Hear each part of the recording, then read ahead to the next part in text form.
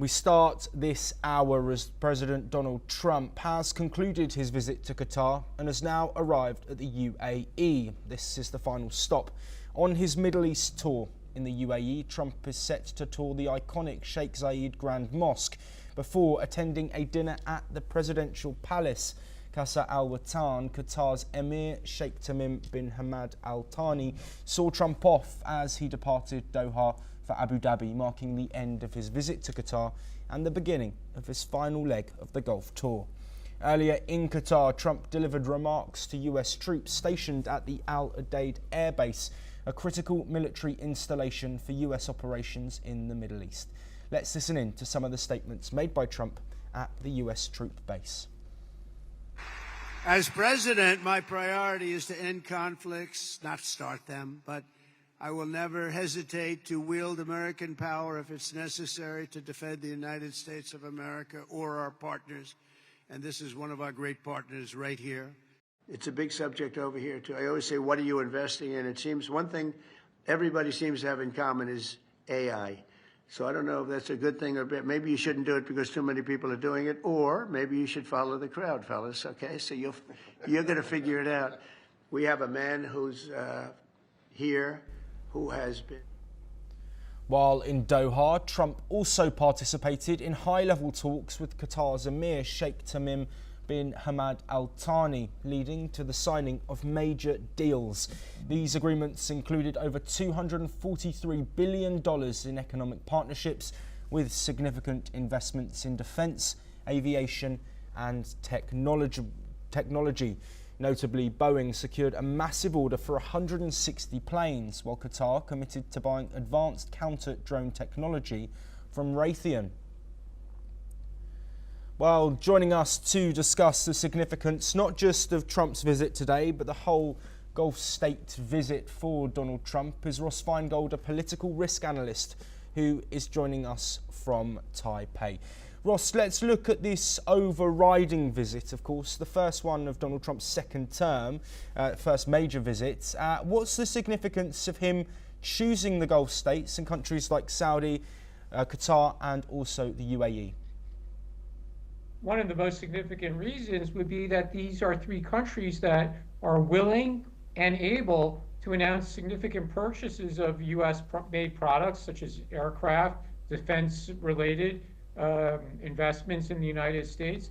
So one of the compelling reasons to make these countries a priority is that President Trump and his team knew that in each of these three countries, there's going to be very significant amounts announced as purchases of U.S.-made goods or investments in the United States. So politically, and I think we have to give President Trump credit for this, this was very brilliant. President Trump's job as the president of the United States is to ensure that foreign countries are buying United States-made goods, are investing in the United States, and clearly he's done very well with each of these visits. Yes, absolutely, Ross. Let's dive deeper into some of the announcements. Of course, Trump saying that several agreements have been signed, totaling around $1.2 trillion. Given the wealth that we know is with the Gulf states, how key of a partner can they be moving forward for the United States?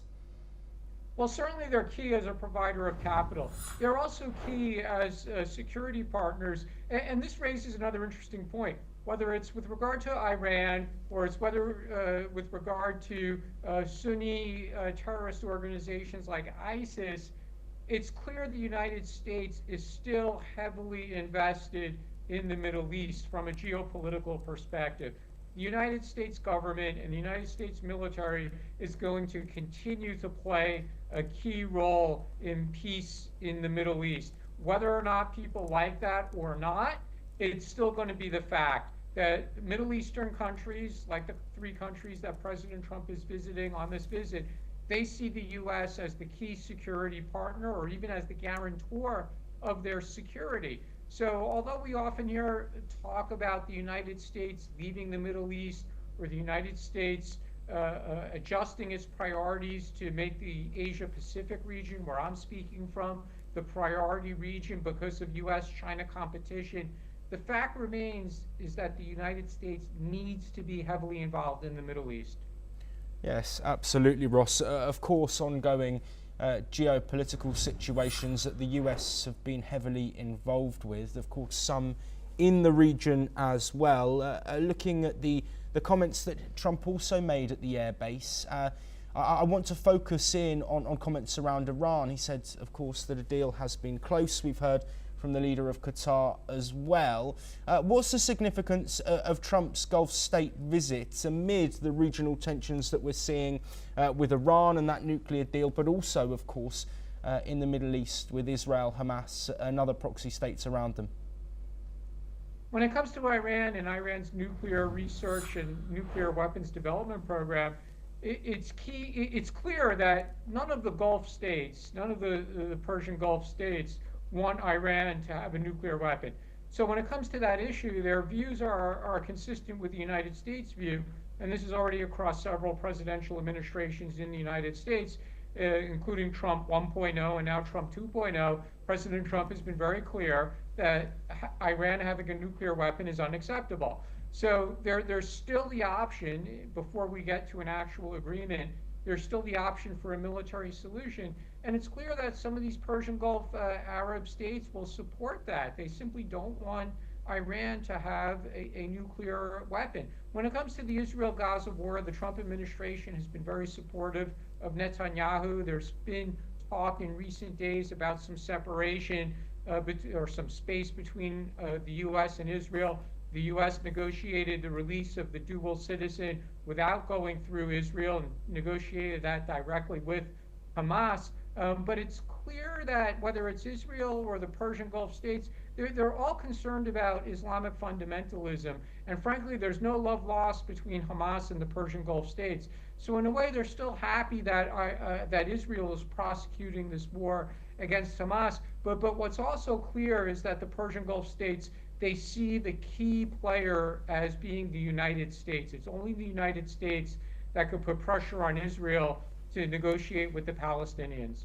Yes, absolutely. Of course, a lot for us to look through, which we will do later in this programme and move